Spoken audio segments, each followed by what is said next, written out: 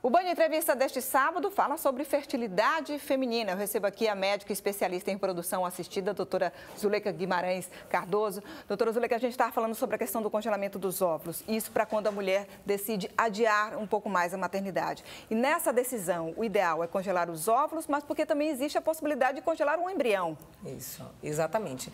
Às vezes até a paciente ela é casada, mas ela não quer ter filho agora, estão na fase de vida os dois, procurando, né, se estabelecer financeiramente, ainda não quer ter filho, mas ouviu falar que é melhor congelar, então eles vêm. Então, por que não congelar o embrião e sim o óvulo? Hoje uma técnica de congelamento de óvulo, depois da vitrificação, então você consegue descongelar com a qualidade excelente como descongela embrião. Então, antes a gente não tinha essa técnica, então era mais fácil descongelar embrião e ele resistir do que o óvulo. Então, você congelava mais embrião. Hoje em dia, como tem a vitrificação, você pode congelar o óvulo. E por que é melhor para uma mulher, mesmo ela sendo casada? Porque vai que ela não quer ter filho depois, a gente nunca sabe o dia de amanhã, ou pode não estar mais com a pessoa que está com ela no momento, ou venha a falecer, várias implicações. E se ela tem um óvulo, ela pode. Se ela não quiser mais ter filho, ela pode descartar a qualquer momento, porque é uma célula, pode ser descartada. O embrião não.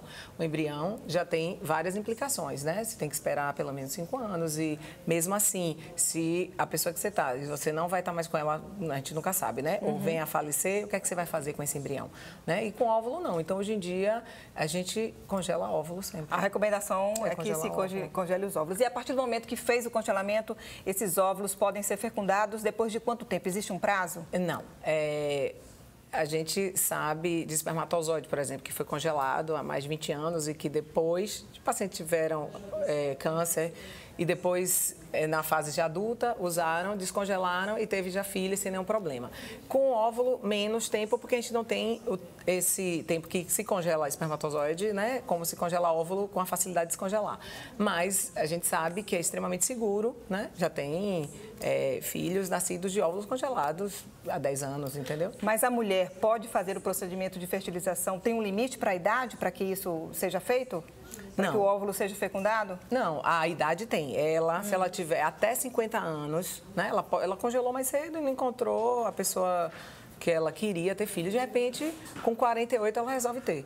E aí descongela esse óvulo, que se ela congelou aos 30, 35 anos, tem uma chance alta dela gestar. Se ela não tiver, claro, outras implicações, né, no útero, se não tiver muitos miomas, não tiver endometriose, mas se ela tiver conservada, não for obesa, não for hipertensa, tudo isso ajuda, né, a ela conseguir engravidar depois. Mas hoje em dia as pessoas estão envelhecendo com saúde, né, então ela pode, aos 45, 47, agora aos 50, se ela quiser, depois dos 50, tem que pedir liberação, né, do CREMEB para autorizar e ela justificar. Às vezes é uma paciente que ela entrou, por exemplo, numa fila de banco de óvulo, quando ela estava com 47. E aí demorou, porque demora a fila para achar uma pessoa característica semelhante, e ela já está com 50.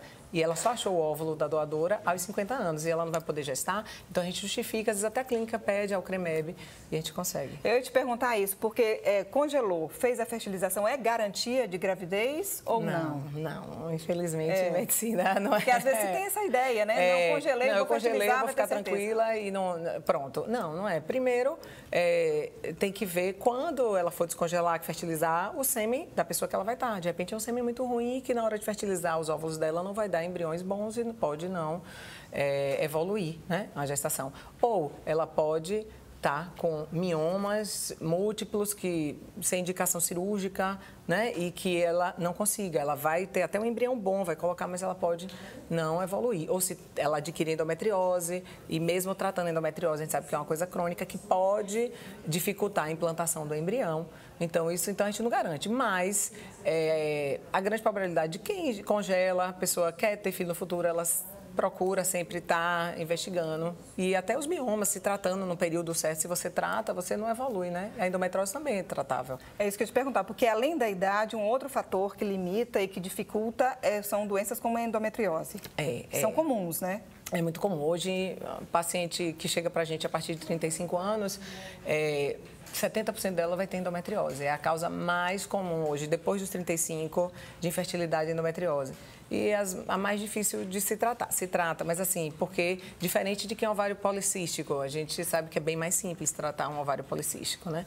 Ou um sêmen ruim, porque com a técnica da ICSI, a gente mesmo paciente que tem raríssimos espermatozoides, a gente consegue fecundar. Mas a endometriose ainda é. Por isso que tem que ter um diagnóstico precoce, porque às vezes a paciente não tem, vai ter, fazendo múltiplas cirurgias não resolutivas, né? E hoje a gente sabe que cirurgia, no último caso, sempre tem um tratamento clínico. Quando tem sintomas, vai operar mesmo, porque ela precisa melhorar os sintomas, mas para a fertilidade ela pode controlar os sintomas, se ela não for sintomática, controlar a doença e poder ter filho depois. O que ela não pode é deixar de ser vista e avaliada por um especialista que faz a parte de endometriose. Agora a gente voltando a falar um pouquinho sobre a questão da qualidade dos óvulos. A mulher que não consegue produzir óvulos, não tem uma boa reserva ovariana, não consegue produzir óvulos de qualidade, ainda assim ela tem uma chance de buscar doadoras, né? Isso se busca, por exemplo, aqui na Bahia, se tem um banco de óvulos? Tem, toda a clínica de reprodução, ela tem, né? Pacientes que querem ser doadoras e existe uma fila para as receptoras, porque tem mais receptora do que doadora. Né? Então, não é tão rápido. A paciente que hoje ela entra na fila, dependendo da característica, né? Ela pode demorar de vir conseguir aqui doadora nas clínicas de reprodução que existem, são 3 aqui em Salvador, né? Hoje em dia já tem banco de óvulos europeus que está conseguindo vir, mas ainda é muito caro. Geralmente tem que juntar um grupo de pacientes, pelo menos 7, para diminuir esse custo e ratear. Mas está cada vez, graças a Deus, mais aceitável. As pacientes estão tendo essa cultura de, se ela chegou a falir o ovário mais cedo, se ela passou dos 40 e quer ter outro filho e a reserva não conseguiu produzir do óvulo próprio, tentou fazer a FIV do óvulo dela, 1, 2 vezes não conseguiu, ela já está aceitando. Porque, na verdade, a doação de óvulo é uma célula, né? De uma doadora que vai ser parecida com ela, o tipagem sanguínea igual, vai fecundar com o espermatozoide do marido dela, esse embrião vai ser colocado no útero dela, ela vai gestar, ela vai poder ter o filho dela, parir, vai amamentar e é o filho dela. Agora, a dificuldade maior de encontrar doadoras. Você acha que ainda precisa mudar um pouco essa mentalidade da doação de óvulos? Exato. O que eu acho também é que falta informação, né? Porque depois que a gente começou a divulgar, chegaram pacientes ligando até para a clínica querendo ser doadoras. Algumas até voluntárias para ajudar, né? Pacientes mais jovens. E porque hoje, o que a gente antes era sempre um tratamento, né? Compartilhado. Às vezes a paciente, ela não tinha condições de fazer a fertilização in vitro, ela era jovem, tinha até 30 anos, mas ela não tinha como fazer, e às vezes o marido era azospérmico, por exemplo, então ela precisava fazer a fertilização in vitro e não tinha condições.